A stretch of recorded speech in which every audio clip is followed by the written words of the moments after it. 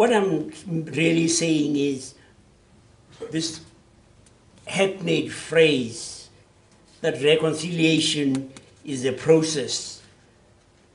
It's not an act. The Truth and Reconciliation Commission, that was just a beginning. A national process to lay our collective consciousness bare, affording dignity to victims of apartheid excesses and granting amnesty to perpetrators, to begin to lay new foundations for a collective future. Ek vra nou vir professor Johan Buitendag om vir ons die kommendasie vir die bekroning van Dirkie Smit se boek Geloof en Openbare Lewe te lewer. Baie dankie Danny, vriende. Vergun my allereers om die bestuur van die Andrew Murray Prysfonds te komplimenteer met 'n waardige lys van genomineerde werke. Die boeke wat ons nou pas ook die lys van gehoor het, wat vir oorweging voorgelê was, is almal van baie hoë gehalte en elkeen verdien eintlik in eie reg 'n bepaalde erkenning. Dit is opvallend dat byna al die genomineerde boeke aan die een kant handel oor die postmoderne mens se soeke na God, of aan die ander kant vra na die ruimte waar God en mens ontmoet. Dirkie Smit se bundel is in hierdie opsig eie soortig, deurdat dit albei hierdie genoemde twee fasette aanspreek. Mens sou die boek derhalwe ook die titel kon gee Teologie, 'n openbare saak, geskryf met 'n uitroepteken. Met hierdie versameling opstelle van Dirkie Smit betree hy die raakvlak van teologie en samelewing. Hy toon op 'n helder en oortuigende manier aan dat alle teologie eintlik publieke teologie is. Van die opstelle is weliswaar geskryf vir die ingewyde leser, doch hoegenaamd nooit ontoeganklik vir die breër leserspubliek nie. Opvallend is die besondere wye raadpleging van beskikbare bronne, waarvan sommiges heel onbekend en selfs ontoeganklik is. Die verwysingskwaliteit van die boek verdien dus spesiale vermelding. Maar meer nog, die wyse waarop 'n magdom inligting telkens gedissemineer en diensbaar vir die kerkvolk en ander gemaak word, is lofwaardig. Die 23 artikels of opstelle, soos dit voorgestel word, is oor 'n periode van 3 dekades geskryf en adem dus, wat die sosio-politieke konteks van Suid-Afrika betref, sowel die ondergang van apartheid as die vestiging van 'n demokrasie. En die boodskap is duidelik.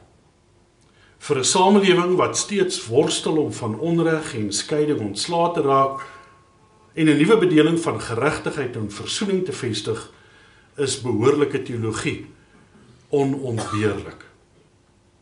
Hierdie bundel opstelle van Dirkie Smit voorsien uitmuntend aan die profilering van hierdie opgaaf, of dan aan die grammatika van saamleef, soos Dirkie dit self noem. Alhoewel juxtaposisie van selfsprekend is in 'n werk soos hierdie, word die keuse van temas en veral die komposisie daarvan besonder sinvol aangebied. Dit begin met 'n meer teoretiese deel oor hoe die openbare lewe en mening daaruit sien, terwyl die daarop volgende dele hierop voortbou deur weer die verskillende gestaltes van die kerk aan die bod te stel.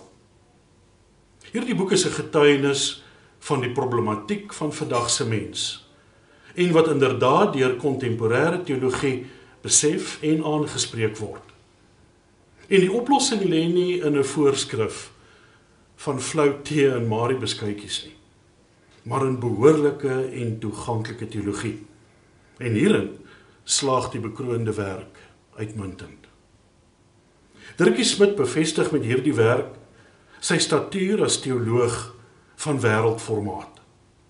Sonder vrees vir enige teenspraak kan onomwonde gestel word dat dit 'n besondere toevoeging tot die Afrikaanse teologiese vakliteratuur is. Aan Dirkie dan baie geluk, 'n besondere werk. Ek dank u, dames en here.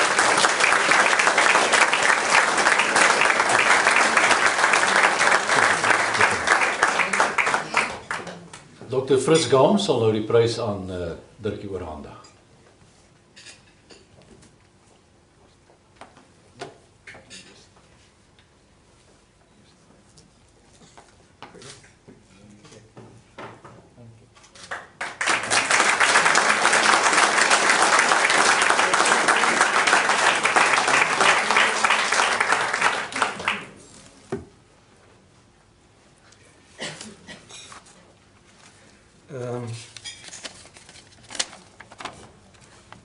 Aan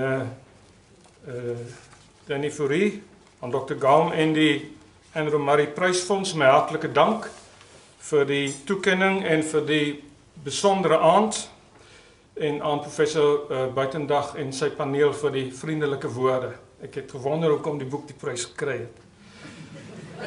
Opnuut ook my dank aan kollegas, aan Ernst Conradie wat met hierdie reeks begin het, aan Len Hansen en Robert Vosloo en Nico Koopman wat het voortgesit het, aan Nico Koopman spesifiek wat as redakteur van hierdie bundel opgetree het, soos ook aan Justa Niemand en die baie bekwame uitgewers by Sun Media.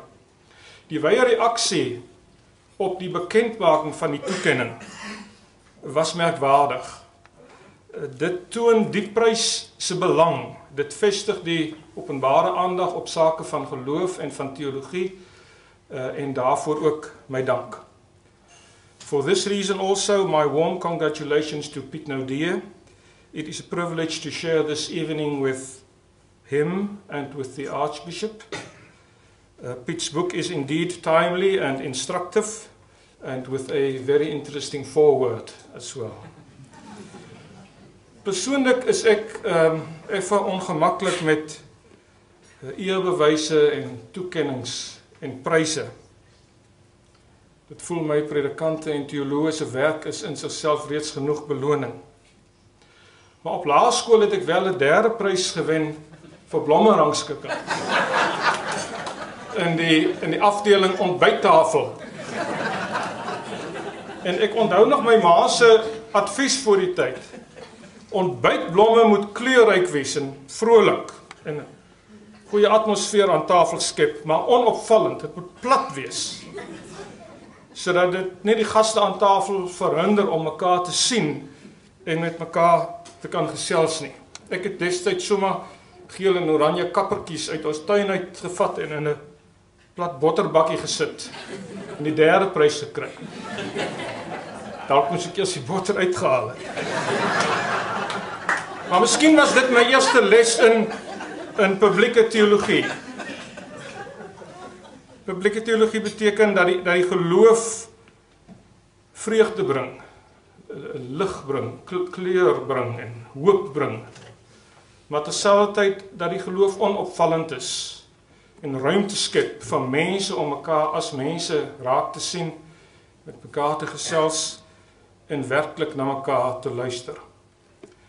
So aan die prysfonds, die feit dat ek na 5 dekades nog altyd die prys onthou en behou, daaruit kan ek aflei dat ek dit wel baie waardeer, al laat het my verlee, en daaruit ook dat ek vanaand se toekenning sal koester.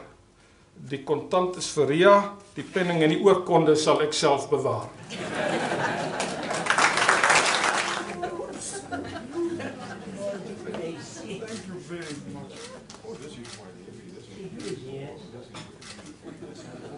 And I'm going to give your wife this. No.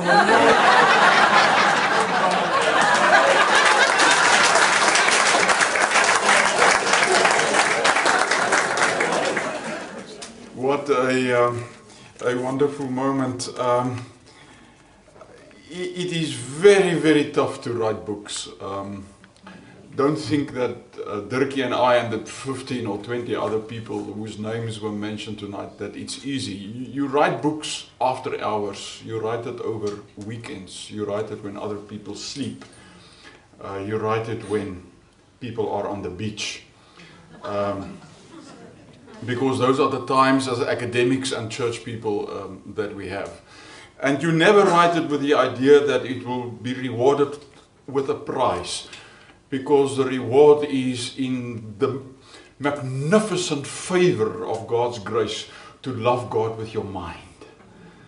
And that exhilaration when you sit with old texts and try and translate them into modern day, postmodern and global societies, in that already is a huge enrichment.